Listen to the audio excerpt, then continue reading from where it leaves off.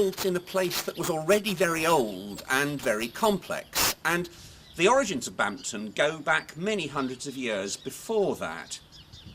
The first thing we know about Bampton is that it was the site of an important Anglo-Saxon minster church, which is first mentioned in the 950s.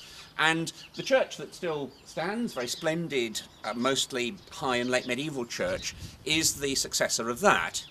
And excavations in and around the church have shown a complex history. It's based on Bronze Age barrows to the west of the church and under it, which were then used in the Anglo-Saxon period as a graveyard. So it's very likely that a church was there by about, say, AD 700 or 800. And Bampton illustrates the kind of place, there are many of them in England, many small towns, that started off as a monastic centre and gradually, between the 9th and 12th centuries, became less and less ecclesiastical and more secular. So what would have been a big estate based on the church was broken down already by the time of Domesday Book in 1086. And there was a large royal manor, and already by that stage probably a developing town.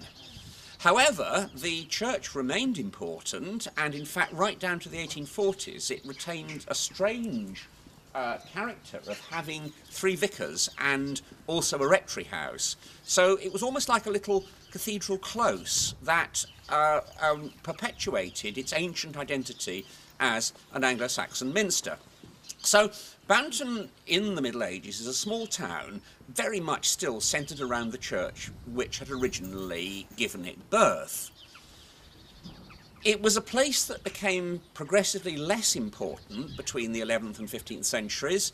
Road system changed, crossings across the Thames changed, and other places like Witney and Burford became more important at the expense of Bampton, which ended up as curiously cut off. Eventually, in fact, in the 17th century, around the time this school was built, it was called sometimes Bampton in the Bush.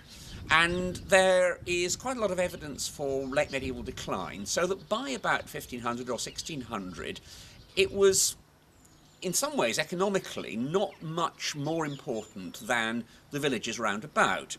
What gave it importance was its ecclesiastical past, the fact that there were some big manor houses in it, and also quite a lot of houses, substantial houses in the town, built in the 17th and 18th centuries, occupied by people like city solicitors, for example, or small-scale professional people. So it was a bit more than a village, a bit less than a proper town, but a place that was distinctive.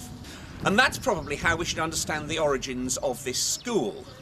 A village, of course, wouldn't have a substantial school like this, whereas a larger town like, say, Abingdon would have had a school long before.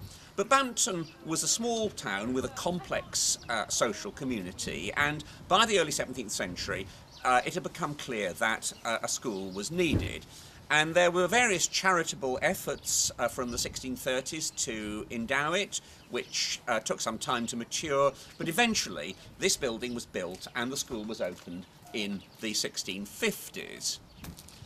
It's a fine building of its kind, in a classic 17th century Cotswold style, built like a lot of Cotswold buildings of very fine oolitic limestone, cut into well-squared blocks called ashlar with nice detail around the windows.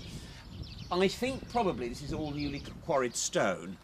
There is a tradition in the village that it was made out of the stone from Bampton Castle, which is a large early 14th century castle just over there across the Shill Brook. It's an attractive idea in some ways because the castle certainly was redundant by the 17th century, and we know that stonework was taken to build many houses in the town. I don't think, in fact, that applies to the library because the stone looks freshly cut. And also there is a problem with date because we know that this was opened in the 1650s, whereas we have a drawing from 1664 which shows the west front of the castle largely intact.